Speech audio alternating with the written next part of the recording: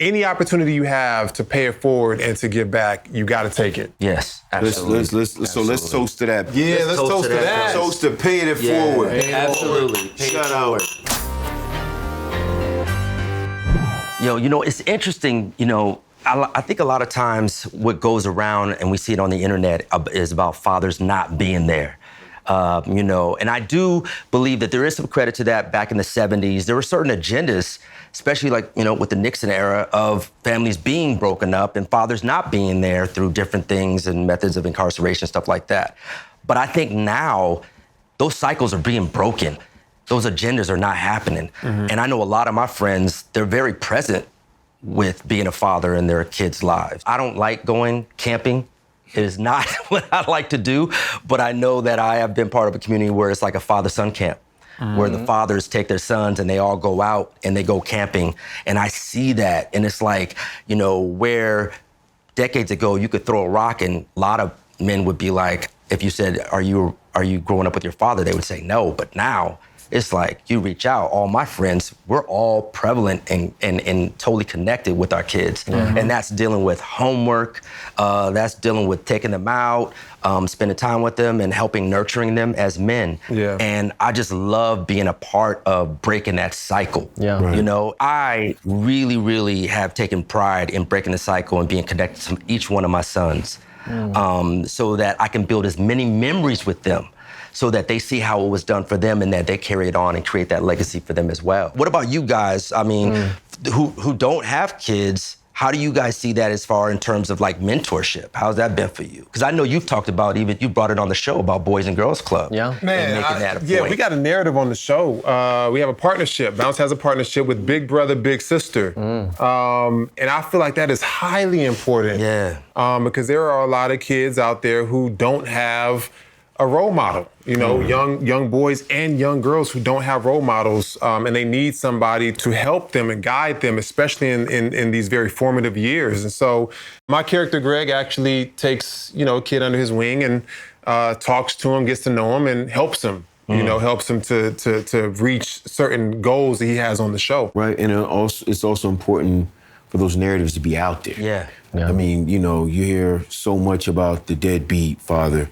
And if you are a deadbeat father, shame on you. Right. And if you're a mother that won't allow the father to see the child, shame on you too. Mm-hmm. Because, the child is the one that suffers. Right. And so, it feels like the narratives have been skewed for so long, and that's what I love about Johnson and even me playing a father to a black son on this show. It's showing how important that role is in the child's life. And it's even this season, two fathers, fighting over a black son. Wow. And, it's like, you never see that. No. You never see that. And it's an honest and grounded storyline. Mm-hmm. I've always had an impulse to be a father. I've always wanted to nurture and to help. I kind of have always sensed it. Even before I thought I wanted to get married, I was like, well, I want to be a dad, because I want to take something that I know and show it to this other person. Mm-hmm. Yeah. And I think black men have so much of the human experience under their belt that it's only natural to want to share that in some way, whether it's with your own child or a lot of us do. We take mentorship positions. We on this show, you guys have become a father to the production crew, giving them their first positions in this industry.